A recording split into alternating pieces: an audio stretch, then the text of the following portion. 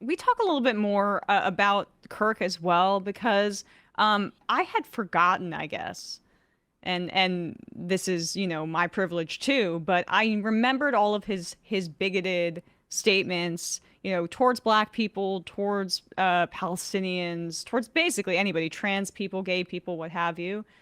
But his anti-blackness was so acute. And I think, back to what you were talking about earlier about people being surprised that someone looks like you or even someone that looks like me is speaking honestly about what Kirk's legacy is and what the impact is of the right now. Like, where do you view your responsibility in that? Because our leadership isn't doing it. And the idea that we should just throw more marginalized groups under the bus to appease this fascist churn, it is gonna gobble us all up. There has to be a firm line here, and I think that there were a lot of people that were genuinely hurt to see the whitewashing of the things that he said. I mean, Black Americans in this country in particular, I think, uh, because it was so horrific. And then you have the Senate unanimously voting to make a Remembrance Day for him, and just a few dozen Democrats in the House standing up here. But among the base, this is a consensus opinion, basically.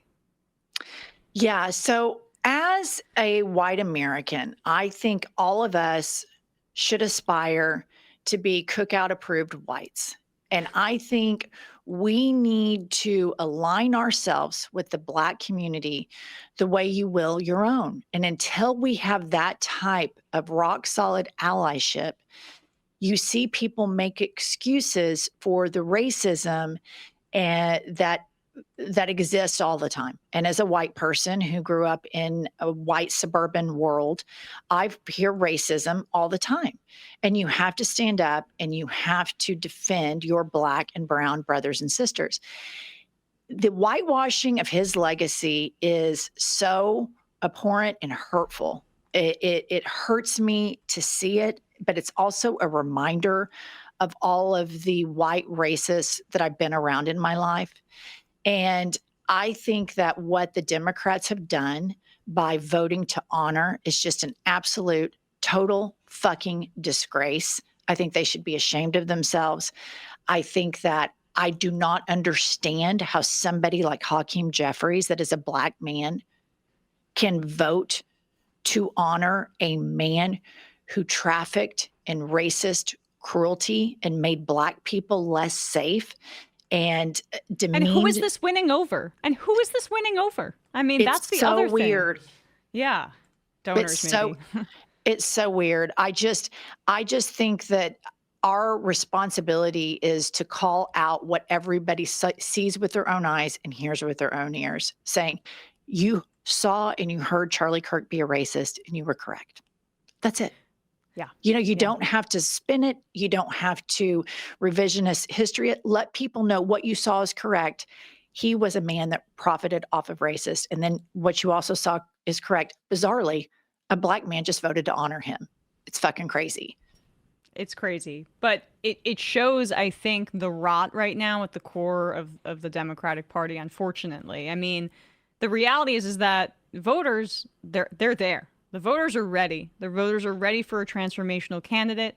They're ready for a change in leadership. And yet the party's responsiveness has been non-existent, it feels like, especially at the very top. You have a select few. You have AOC, Ilhan Omar, Rashida Tlaib, Zohran Mamdani, who you had on your show, which I'd love for you to give your thoughts on too.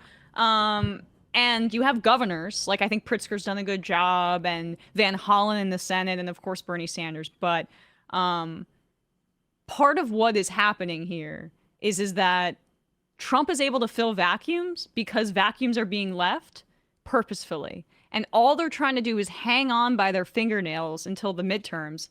But the impacts are still going to happen. I mean, the Chuck Schumer is just waiting for an excuse to cave on the government shutdown right now. And I don't understand how you can demonstrate, like, the party is so unpopular, and part of the problem is that people don't think they stand for anything, and so their answer is, let's not stand for anything harder.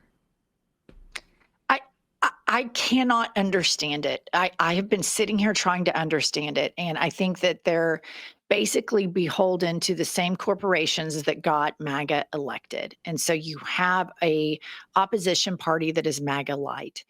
And I think obviously the AIPAC money plays a huge, huge role in this. And I can always use Cory Booker as a prime example for this.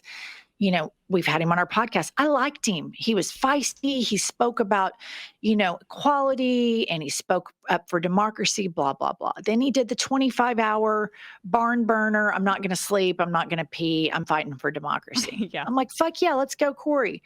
And then he's playing peekaboo photograph with Benjamin Netanyahu. And I'm like, say what? Are you kidding me? So now everything that Cory says, he's not a credible messenger to me. And people say that, oh, the left, you want everybody, you have this purity issue. That's not it. We have a credibility issue. We want you to be a credible messenger. You don't have to be pure. If Cory Booker or Hakeem Jeffries right now, because we're so desperate and beggars can't be choosers, if they said, we're fucked up about the AIPAC money. I was wrong. We're in the fight of our lives. Please get behind me. We can duke it out later. I would be first in line. Because MAGA moved Trump far to the right, we can move our leaders further to the left. And we can't just be dismissive of them. But if they continue to dismiss us, then I'm going to go after them. I'm going to walk and chew gum. I'm going to go after Trump, who I call Kanks. I'm going to go after Little Smokey, who, of course, is failed drag queen, vice president, J.D. Vance, Smokey Eye sociopath, which we refer to as Little Smokey. Mm-hmm. And you can imagine what I mean by that, but the smoky eye and a small I like penis. The visual you're giving right now. And a small penis. And thanks for the podcast audience so they know. We can go after all of these things, but we cannot give these complicit Democrats a pass. We have to go after them as well. Right. And it's about making the opposition party stronger. That's what it's about. And I think most people are kind of on board with that. It's just that the party apparatus is completely sclerotic right now. Hey folks, don't forget to hit the subscribe button and check out our daily show. We do it every day at 12 p.m. Eastern for about 2.5 hours. We even take phone calls. You should check that out.